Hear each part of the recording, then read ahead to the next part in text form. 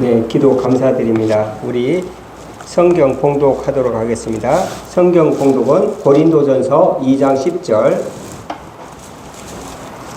신약성경 264페이지,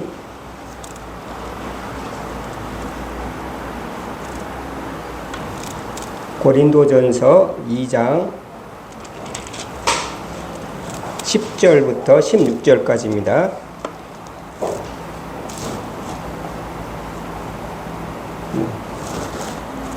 다 찾으신 줄 믿고 봉독하도록 하겠습니다.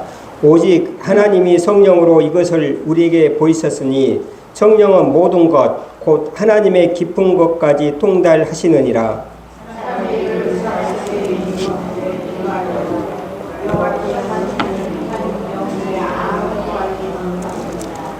우리가 세상의 영을 받지 아니하고 오직 하나님으로부터 온 영을 받았으니 이는 우리로 하여금 하나님께서 우리에게 은혜로 주신 것들을 알게 하려 하심이니라.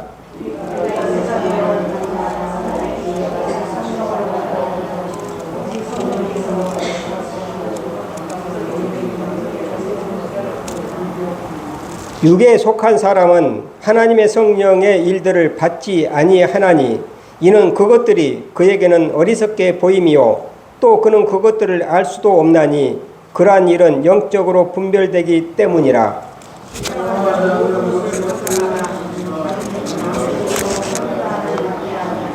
다같이 누가 주의 마음을 알아서 주를 가르치겠느냐. 그러나 우리가 그리스도의 마음을 가졌느니라. 아멘. 기도하겠습니다. 사랑과 영광이 풍성하신 하나님 아버지, 오늘은 하나님의 참 지혜에 대해서 말씀을 듣고자 합니다. 말씀하여 주시옵소서. 우리가 주님의 말씀을 듣고 그 말씀을 믿고 그 말씀을 준행하겠나이다. 주님의 말씀으로 위로받게 하옵시고 우리가 산 소망을 품고 우리들이 처한 고난과 아픔들을 이겨나가게 하여 주시옵소서. 우리의 옛사람을 십자가에 못 박고 주님 안에서 새 사람이 되게 하여 주시옵소서. 이 모든 거 우리 주 예수 그리스도의 이름으로 간절히 기도드립니다. 아멘. 자, 우리 조합분들하고 인사하도록 하겠습니다. 환영합니다. 축복합니다. 네, 오늘 예배 참석하신 여러분들 주님의 이름으로 환영하고 축복합니다. 네. 네. 세상을 살다 보면 주위 사람들에게 이런저런 조언을 받을 때가 있습니다. 고민을 털어놓고 이랬으면 어떨까? 나 좀 알려주라. 어떻게 결정할지 모르겠다. 이런 조언들을 가깝게 또 여러 경로를 통해서 많은 사람들에게 조언을 받을 때가 많습니다. 그럴 때 여러분들은 그 조언에 대해서 어떻게 답을 하고 계십니까? 저한테도 여러 이유로 저에게도 그런 어떤 상담이 많이 옵니다. 그런데 처음에 그것에 대해서 어떤 것에 대해서 이야기를 하라고 할 때 선뜻 답을 못합니다. 제가 왜 답을 못할까요?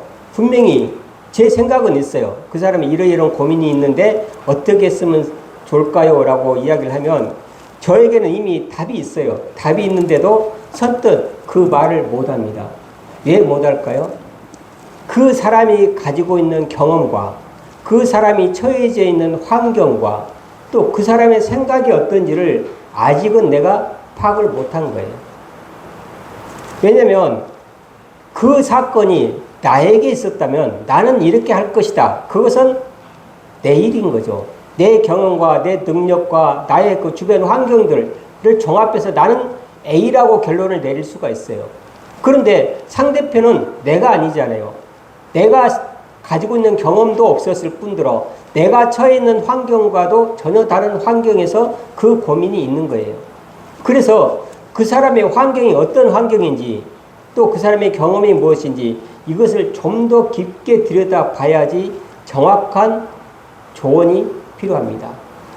똑같은 환경에 똑같은 문제일지라도 A에게 주는 처방전이 다르고 B에게 주는 처방전이 다를 수밖에 없습니다. 또 때로는 그렇게 조언을 구하는 사람은 이미 자기만의 결론이 나 있어요.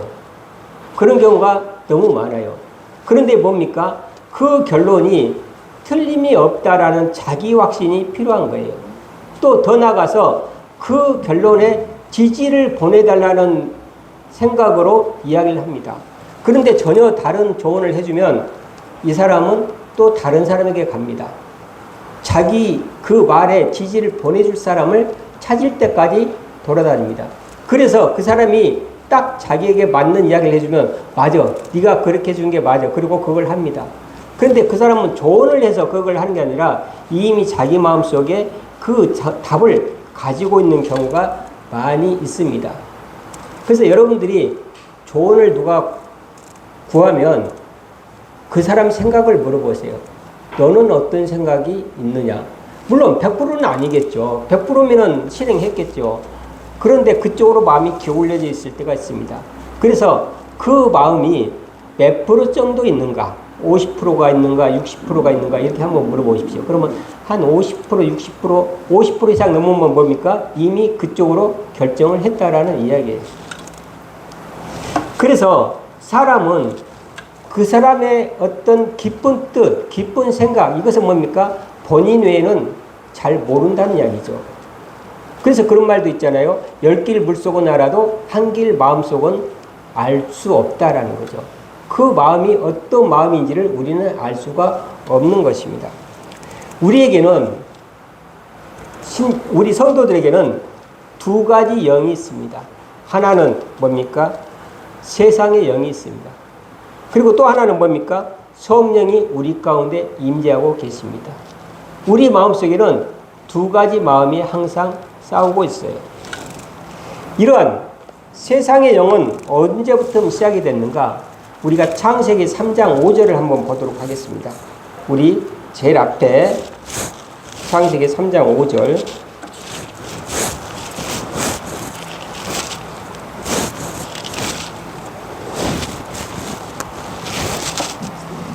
구약 4페이지에 있습니다. 저는 창세기는 제일 앞에 있어요. 3장 5절 우리 다 같이 한번 읽어보도록 하겠습니다. 너희가 그것을 먹는 날에는 너희 눈이 밝아져 하나님과 같이 되어 선악을 알 줄 하나님이 아시니라 라고 이야기합니다. 사단이 하와에게 와서 이렇게 이야기를 합니다. 그 사과를 먹으면, 그 동산에 있는 선악과를 먹게 되면 내 눈이 밝아져서 하나님과 같이 되어 선악을 알 줄을 하나님이 아심이니라 라고 이야기를 합니다. 따라서 눈이 밝아진다는 건 뭡니까? 자기 중심적 판단력이 있다라는 얘기예요. 눈이 밝아졌다는 것은 내가 스스로 판단한다라는 이야기입니다. 그래서 이때부터 사람은 자기의 판단이 있기 시작합니다. 하나님의 판단을 구하는 게 아니라 자기의 판단이 앞서기 시작을 합니다. 그리고 하나님과 같이 됐다라 인간의 교만이죠. 내가 하나님처럼 높아지겠다라는 그런 마음입니다. 그리고 선악을 안다는 건 뭡니까? 인간 스스로 도덕적 기준을 자기가 세우겠다는 이야기예요. 그것을 하나님이 알고 뭡니까? 시기 질투를 한다. 하나님을 인간 수준으로 끌어내려버리는 아주 무서운 말을 하게 됩니다. 이때부터 우리는 선악과를 먹고 우리에게는 이 세상의 영이 들어오기 시작합니다. 그 뒤에 바로 6절을 다 같이 한번 읽어보도록 하겠습니다. 여자가 그 나무를 본즉 먹음직도 하고 보암직도 하고 지롭게 할 만큼 탐스럽게도 한 나무인지라 여자가 그 열매를 따먹고 자기와 함께 있는 남편에게도 주매 그도 먹은지라 라고 이야기를 합니다. 이때부터 사람에게는 이렇게 먹음직도 하고 육체의 소욕이죠. 육체의 정욕이에요. 보암직도 하고 안목의 정욕입니다. 지혜롭게 하는 이생의 자랑, 이것이 들어오기 시작을 했습니다. 그래서 우리에게는 이런 세상의 영이 우리 마음속에 있습니다. 그런데 우리는 또 어떤 영이 새로 왔습니까? 성령이 우리 가운데 거하십니다. 예수 그리스도의 십자가의 보혈로 돌아가시고 예수님께서 가시면서 성령을 우리에게 보내주겠다고 했습니다. 따라서 우리는 우리 마음속에 예수를 그리스도로 고백하는 우리들에게 성령이 들어와 계십니다. 두 개의 성이 우리를 힘들게 하고 있습니다. 로마서 7장 22절부터 23절까지 한번 찾아보도록 하겠습니다. 찾아보는 게 맞네요. 로마서는 신약성경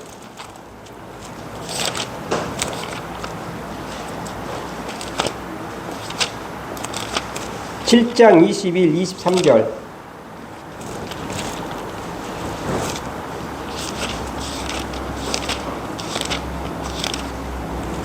네, 248페이지, 249페이지 정도 있습니다. 신약 249페이지 정도에. 네, 22절, 23절을 같이 한번 읽어보도록 하겠습니다. 내 속사람으로는 하나님의 법을 즐거워하되 내 지체 속에서 한 다른 법이 내 마음의 법과 싸워 내 지체 속에 있는 죄의 법으로 나를 사로잡는 것을 보는도다. 그래서 나는 공고한 사람이다 라고 사도 바울은 이야기하고 있습니다. 갈라디아에서도 똑같은 이야기를 하고 있습니다. 육체의 소욕은 성령을 거스리고 내가 가지고 있는 육체의 소욕은 성령을 거스린다고 했습니다. 그리고 성령은 육체를 거스린다고 했습니다. 이 둘이 서로 대적함으로 너희가 원하는 것을 하지 못하게 하려 함이니라 라고 갈라디아에서도 이야기를 합니다. 이처럼 우리 마음에는 두 가지 영이 항상 싸우고 있습니다. 그런데 우리가 흔히 착각하기에 성령이 우리 마음에 내주하면 세상의 모든 영들이 다 떠나고 성령만 있는 것처럼 착각을 하게 됩니다. 그렇지 않아요. 우리 마음 가운데 두 가지가 있습니다. 사도 바울처럼 이처럼 믿음이 기쁜 사람도 뭡니까? 두 개의 마음이 싸우고 있다는 겁니다. 여러분들 마음에도 이 두 개의 영이 항상 싸우고 있습니다. 그래서 교회에 와서 은혜 받고 성령 충만할 때는 성령의 힘이 조금 더 강해집니다. 50%, 60%, 70%. 그러다가 세상에 가서 아름다운 것을 보고 맛있는 것을 보고 그럴 때는 어떻게 됩니까? 세상의 욕심이 또 50%, 60% 올라가고 100%에서 성령이 점점 쭈그러들기 시작합니다. 이게 매일 왔다 갔다 하고 수시로 왔다 갔다 하는 것들이 우리의 본질입니다. 그런데 다시 고린도전서로 돌아가겠습니다. 고린도전서 10절을 보게 되면 2장 10절을 보게 되면 오직 하나님이 성령으로 이것을 우리에게 보이셨으니 성령은 모든 것 곧 하나님의 깊은 것까지 통달하시느니라.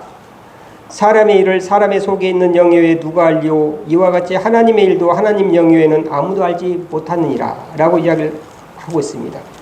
오직 하나님이 성령으로 이것을 우리에게 보이셨다라는 거예요. 이것이 무엇입니까? 이것은 바로 그 구절에 나와 있는 내용들입니다. 즉 하나님의 은혜와 구원의 비밀, 복음의 신비를 이야기를 하고 있는 거예요. 성령이 이것을 우리에게 알게 했다라는 거예요. 흔히 사람들이 잘못 생각하고 이런 것들을 알려줬다고 그러니까 나는 하나님과 직통으로 성령이 내 마음 가운데서 알려주기 때문에 너희들이 보지 못한 것을 내가 알고 이렇게 이야기하기 쉽습니다. 그래서 그 사람이 마치 무슨 신비한 사람같이 추앙을 받기도 합니다. 이건 다 잘못된 겁니다. 성령이 이것을 우리에게 보였다는 건 뭡니까? 복음의 비밀을 알려줬다는 얘기예요. 우리를 구원하는데 지금 고린도전서 2장은 뭡니까? 십자가의 도를 이야기를 하고 있어요. 예수가 그리스도이고 그 그리스도가 우리를 구원하러 왔는데 왜 천군 백만 대군을 몰고 와서 우리를 구원하는 게 아니고 십자가에 못 박혀 돌아가셨는데 그것이 구원이냐라는 걸 이야기하고 있는 거예요. 그 가운데 그게 비밀이다는 거예요. 우리가 지난 시간에도 계속 그 이야기를 했잖아요. 그게 비밀이다는 거예요. 왜 그렇게 십자가에 허무하게 돌아가셨는데 그게 구원이 되는 거냐? 그게 하나님의 지혜고 그게 하나님의 비밀이다는 거예요. 그것을 어떻게 알겠느냐? 세상 사람들은 알지 못하는 거예요. 세상 사람들은 어떻게 이야기합니까? 아무 힘도 없이 죽었네? 아무 능력도 없네? 이렇게 이야기를 하고 있다는 이야기예요. 그게 무슨 구원이야? 이렇게 이야기를 합니다. 세상 사람들은 로마 압정으로부터의 구원을 이야기를 하고 있는 거예요. 그런데 하나님은 뭡니까? 예수 그리스도로서 우리를 구원했다는 거예요. 십자가의 죽음으로써 우리를 구원했다는 거예요. 이게 비밀이라는 거예요. 이게 구원의 방법이었다는 얘기예요. 이것을 어떻게 알 수가 있는가? 성령이 알려주면 안다는 거예요. 우리 마음 가운데 성령이 있어서 우리가 이것을 알게 됐다는 얘기예요. 근데 이 말을 가지고 잘못 생각하면 뭡니까? 하나님이 신비한 것을 나에게 보여주시고 신비한 것을 알려주시고 무엇을 알려줘서 내가 어디에 땅을 샀더니 부자가 됐다. 어디 가서 땅을 사라. 하나님이 나한테 알려줘서 너 어디 가서 땅을 사라. 이런 게 아니라는 얘기예요. 복음의 비밀을 알려주셨다는 얘기예요. 그래서 뭡니까? 사람의 일을 사람 속에 있는 영유에는 누가 알려? 이와 같이 하나님의 일도 하나님의 영유에는 알지 못하니라. 하나님의 마음을 세상의 영으로 알 수가 없다는 얘기예요. 알 수가 없다는 얘기예요. 12절을 보게 되면 우리가 세상의 영을 받지 아니하고 오직 하나님으로부터 온 영을 받았으니 이게 성령인 거죠. 이는 우리로 하여금 하나님께서 우리에게 은혜로 주신 것들을 알게 하려 하심이니라. 여기서 은혜로 주신 것들이 뭡니까? 은혜로 주신 것들이 바로 조금 전에 이야기했던 구원을 이야기를 하는 거예요. 성령은 하나님의 뜻을 알게 하고 우리를 거룩한 삶을 살도록 만들어 주시는 거예요. 우리를 알려주시는 하나님이에요. 그리고 우리에게 신령한 복을 주시는 것들, 우리가 하나님의 자녀이고 하나님의 은사를 가지고 있고 하나님의 유업을 받을 것이라는 것, 이런 것들을 알게 하려 하시는 거다. 하나님이 이것을 알게 하기 위해서 뭡니까? 성령을 우리에게 보내주셨다는 거예요. 따라서 우리는 예수님을 믿고 성령이 우리 가운데 임했을 때 우리가 신비한 일을 하는 게 아니라 이 깊은 뜻을 알았다는 얘기예요. 그래서 우리가 뭡니까? 하나님의 자녀가 된 것을 안다라는 거예요.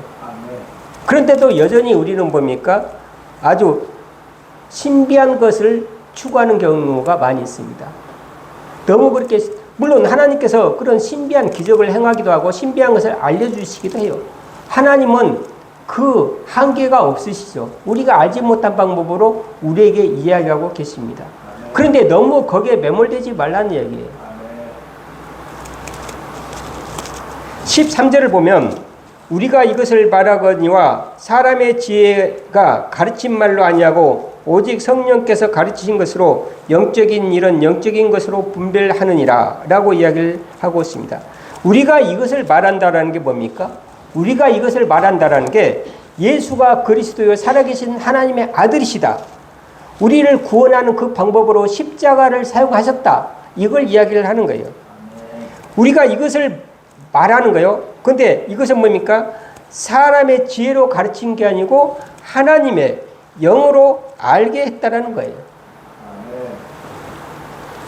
십자가의 죽음은 단순한 희생이 아닙니다. 십자가의 죽음은 단순한 희생이 아니에요. 우리가 흔히 제가 이제 사회복지를 전공을 했지 않습니까? 근데 사회복지라는 게 그저 돈이 많은 사람이 돈 없는 사람들에게 적선하는 것이 사회복지라고 착각하기 쉽습니다. 근데 사회복지는 그게 아니에요. 그보다도 더 심오한 뜻을 가지고 있습니다. 적선이 아니라 모든 사람들이 행복하게 살 수 있도록 체제를 만들어가는 것이 사회복지의 본래 목적이에요. 우리는 사회복지 하면은 돈 많은 사람들이 그래 내가 많으니까 내가 너희 조금씩 나눠 먹어. 이것은 진정한 사회복지가 아니죠. 마찬가지입니다. 예수 그리스도의 십자가의 죽음, 이것은 그저 우리를 위해서 단순히 예수님이 돌아가셨다라는 것을 뛰어넘습니다. 그러면 뭐냐?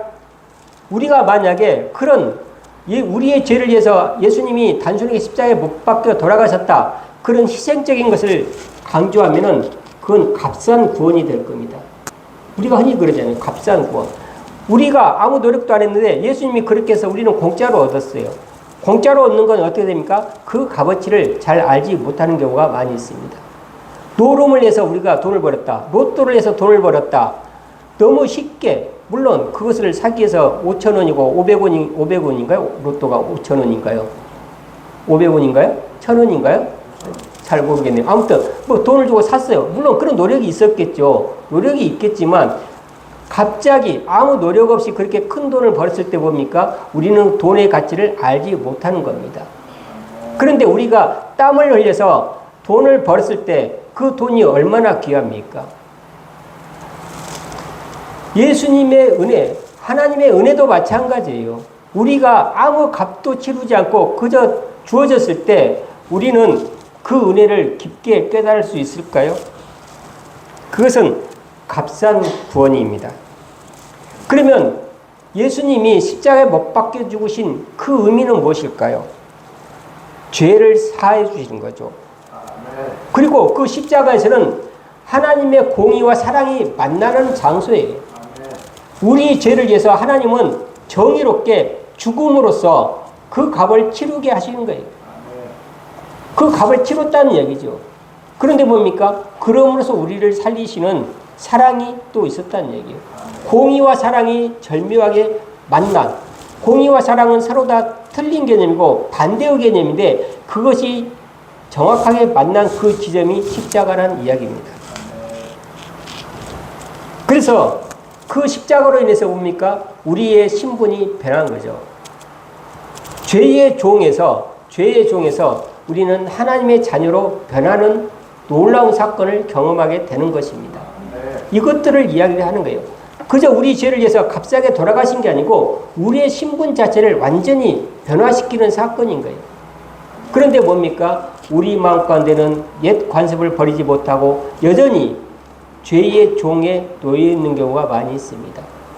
그래서 우리가 교회에 와서 예배를 드리고 단순하게 오늘 목사님 말 힘차게 잘하더라 또는 오늘 지난번에 한 걸 또 반복하네 이런 것만 듣고 가지 마시고 여기 와서 내가 하나님의 자녀가 됐음을 확인하고 가는 자리입니다.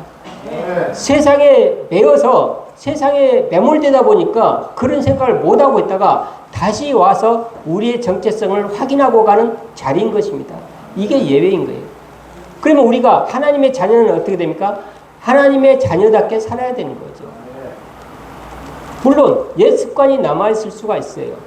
그런데도 불구하고 우리가 계속해서 내 신분을 확인하고 내 정체성을 확인한다고 그러면 점차 하나님의 자녀로 품위 있게 하나님의 자녀로 능력 있게 권위 있게 살아갈 수가 있는 것입니다.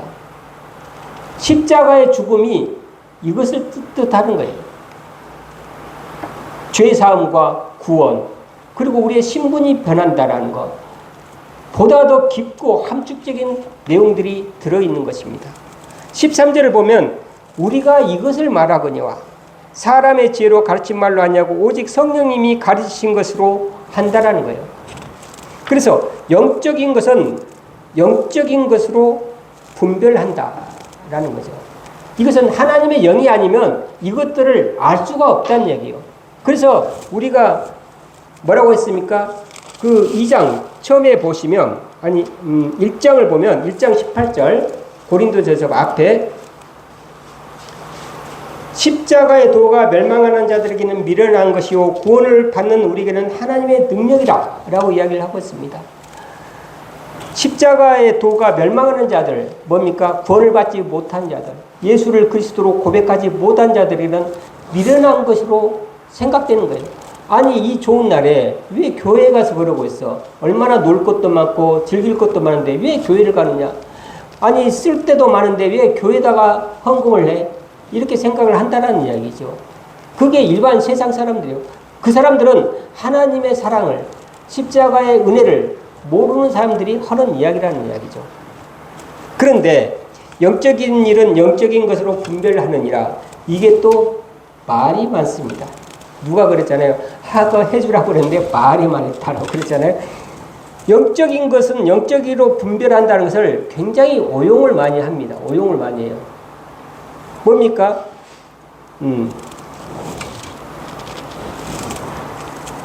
우리가 이 성령을 이 영적인 것을 영적으로 안다라는 말을 함으로써 어떻게 됩니까? 비판을 거부하거나 자기 주장을 정당화하는 사람들이 많이 있습니다.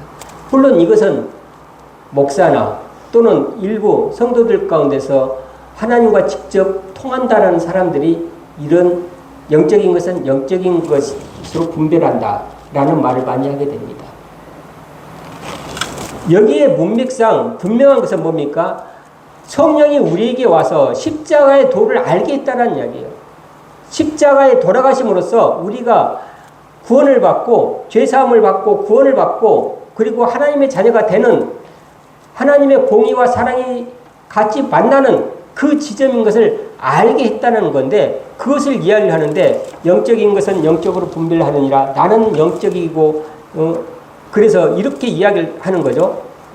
말도 안 되는 이야기들을 합니다. 기이한 예언이랄지 또 비성경적인 신비한 체험들 이것들을 이야기를 하면서 내가 그런 것을 했다. 근데 너희들은 알지 못한다. 왜? 너희들은 영적인 사람이 아니기 때문에 나는 영적인 사람이기 때문에 이렇게 이야기를 하는 경우가 있어요. 그래서 목사님 그거 잘못된 것이잖아요. 그러면 뭡니까?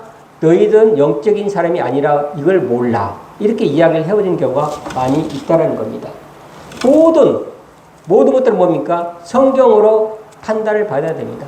성경이 기준이 돼야 돼요. 성경에서 틀리다는 것은 틀리는 거고 맞다는 것은 맞는 거예요. 그런데 성경에 없는 것을 가지고 우리가 영적인 것이니까 너희들은 상관하지 마. 너희들은 알 바 없어. 내가 오라. 이렇게 이야기를 하는 것은 그게 바로 이단인 것입니다. 이단들은 되게 그러잖아요. 우리 교주는 영적인 사람이다. 그래서 우리 교회에 있는 사람들만 영적으로 눈을 떴기 때문에 깨달을 수 있다. 이렇게 이야기하는 거 다 가짜일 확률이 많습니다. 여기서 영적인 것은 그런 뜻이 아니라고 했어요.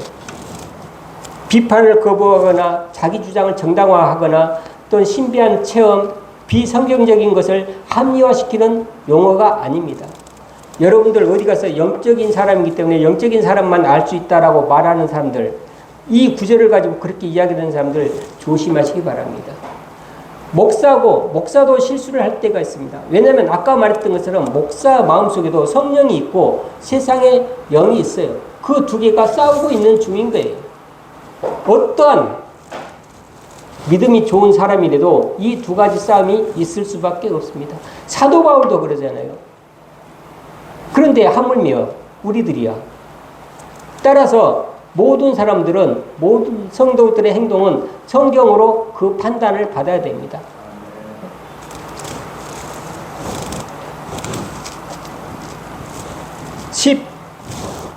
(14절) 육에 속한 사람은 하나님의 성령의 일들을 받지 아니하나니 이는 그것들이 그에게는 어리석게 보이며 또 그는 그것들을 알 수도 없나니 그러한 일은 영적으로 분별되기 때문이라 라고 이야기를 하고 있습니다.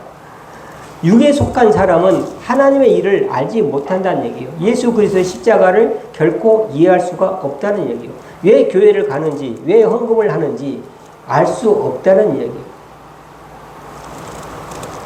우리가 15절을 다 같이 읽어보도록 하겠습니다. 신령한 자는 모든 것을 판단하나 자기는 아무에게도 판단을 받지 아니하느니라. 여기서 신령한 자는 뭡니까? 신령한 자는 성령에 의해서 살아가는 사람들을 이야기를 합니다. 곧 우리 성도들을 이야기를 하는 거예요. 우리 성도들은 성령에 의해서 살아가는 사람입니다. 때때로는 우리 속에 있는 세상의 영이 더 커질 때도 있지만 그래도 우리는 또 되돌려서 성령으로 살아가고자 노력하는 사람들입니다. 여기서 신령한 자는 성도들을 이야기를 합니다. 단순히 영적인 사람이 아니고 그 삶이 중요하다는 거예요.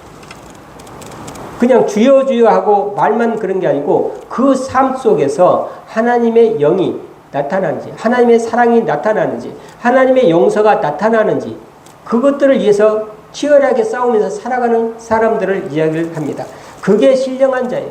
거룩한 척 하얀 옷 입고 그러고 사람들 만나지 않고 그게 신령한 게 아닙니다. 신령이라는 것은 삶 속에서 얼마나 치열하게 살아가는 사람 얼마나 싸움을 하고 살아가느냐 이 삶 속에서 얼마나 유혹이 많습니까? 눈만 돌리면 다 유혹입니다. 생각만 하면 다 악한 생각들이에요. 그것들을 얼마나 우리가 싸워 나가는 건가?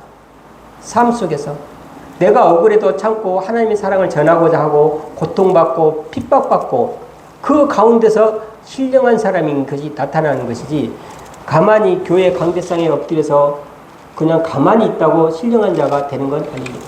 삶 속에서 나타나야 됩니다. 그런 신령한 자는 어떻게 됩니까? 모든 것을 판단하나, 여기서 모든 것은 뭡니까? 세속적인 사건뿐만 아니라 도덕적인 판단, 세속적인 도덕적인 판단뿐만 아니라 하나님의 뜻, 하나님의 진리, 인간의 내면까지 깊이 살필 수 있다는 얘기예요. 삶 속에서 하나님의 뜻을 실천하고자 삶 속에서 치열하게 살아가는 사람만이 뭡니까? 세상의 가치와 하나님의 가치, 하나님의 은혜, 이런 모든 것들을 다 분별할 수 있다는 이야기예요. 이 원어를 보시면 그렇게 돼 있어요. 그래서 우리는 이것을 그냥 이것만 가지고 신령한 자는 모든 것을 판단한다. 그래서 나는 신령하기 때문에 나는 모든 것을 다 판단할 수 있어. 그리고 재판장의 위치에 올려놓는 말이 아닙니다. 삶 속에서 치열하게 살아가는 사람들, 하나님의 뜻을 펼치고자 치열하게 하나님의 뜻대로 살고자 하는 그 사람들이 세상의 가치와 하나님의 가치, 하나님의 은혜, 이런 것들을 다 분별해낼 수 있다라는 이야기입니다. 우리에게는 세속적인 것도 중요합니다. 하나님의 뜻도 중요합니다. 하나님의 뜻과 세속의 욕심을 분별할 수 있는 영적인 눈이 여러분들에 있기를 축원합니다. 계속해서 분별해야 돼요. 왜냐하면 여러분들은 신령한 자이기 때문에 그렇습니다.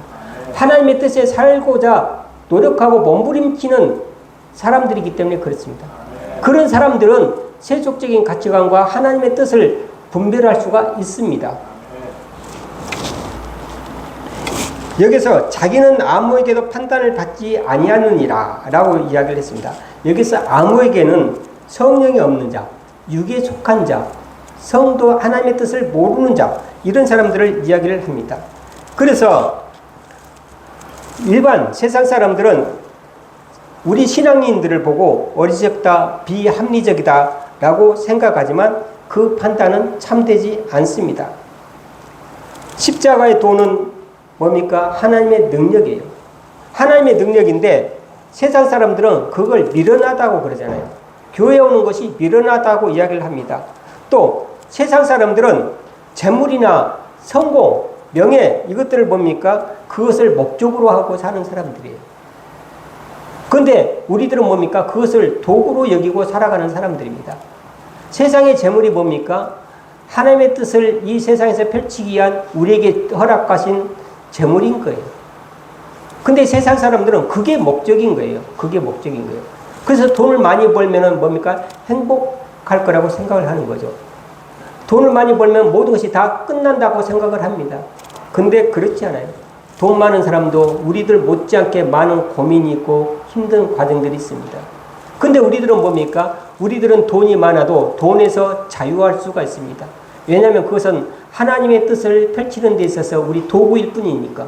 도구는 언제든지 목적을 위해서 바꿀 수가 있잖아요. 칼을 쓰다가 칼이 안 들면 뭡니까? 톱으로 쓰면 되잖아요. 이런 식으로 도구는 바꿀 수가 있어요. 우리에게 주어진 재물과 우리에게 주어진 명예, 이것은 우리가 바꿀 수도 있습니다. 언제든지 하나님의 뜻에 의해서 내려놓을 수도 있는 준비가 되어 있는 사람들입니다. 근데 세상 사람들은 이게 목적이기 때문에 놓을 수가 없는 것이죠. 또 하나님의 뜻이 뭡니까? 용서와 사랑입니다. 용서를 할 수 있고 사랑할 수가 있습니다. 근데 이것은 성령의 역사함으로써 우리가 그걸 실천할 수가 있죠. 근데 세상 사람들은 용서하고 사랑하면 뭡니까? 손해보는 거, 어리석은 행동, 이렇게 판단하기 시작합니다. 그래서 신령한 자는 세상 사람들의 그런 가치관과 틀리다는 이야기예요. 그 가치관에 우리가 영향을 받지 않는다는 이야기입니다. 그래서 신령한 자는 모든 것을 판단하나 자기는 아무에게도 판단받지 아니하느니라. 세상 사람들이 여러분들에 대해서 무슨 말을 하든 여러분들 흔들리지 마십시오. 하나님의 뜻을 하는데 많은 유혹이 있습니다. 왜 그렇게 하느냐? 왜 그렇게 멍청하게 하느냐? 왜 그렇게 교회에다 돈을 갖다 바치느냐? 왜 그 아까운 시간을 교회 가서 그러고 있느냐? 이렇게 이야기를 합니다. 그리고 왜 그렇게 참아? 똑같이 해주지? 이게 세상 사람들의 이치입니다. 그런데 하나님의 이치는 그렇지 않다는 거예요. 세상 사람들에 의해서 여러분들 판단받지 마십시오. 16절을 우리 보도록 하겠습니다. 다 같이 읽어보도록 하겠습니다. 누가 주의 마음을 알아서 주를 가르치겠느냐? 그러나 우리가 그리스도의 마음을 가졌느니라. 인간은 본래 하나님의 지혜와 뜻을 알 수가 없는 존재가 되었습니다. 따라서 세상 지혜로 하나님의 뜻을 이해한다는 것은 불가능합니다. 세상 지혜는 아무리 세상 지혜가 발달해도, 아무리 AI가 발달해도 하나님의 뜻을 알 수가 없는 것이에요. 그래서 가르칠 수가 없다는 얘기예요. 오직 성령을 통해서만 가능한 거예요. 성경을 읽고 이해되어진다고 하면 그거 뭡니까? 여러분들 가운데 성령이 있는 거예요. 성령이 있기 때문에 우리가 성경이 이해가 되어지고 하나님의 뜻을 이해하기 시작하는 거고, 그렇게 십자가의 죽음을 이해하게 되는 거예요. 그리고 뭡니까? 우리가 하나님의 자녀이다라는 것을 알게 되는 겁니다. 그리스도의 마음. 그렇죠. 여기서 그리스도의 마음을 가졌느니라 라고 이야기를 하고 있습니다. 16절에 그러나 우리가 그리스도의 마음을 가졌느니라 라고 이야기를 하고 있습니다.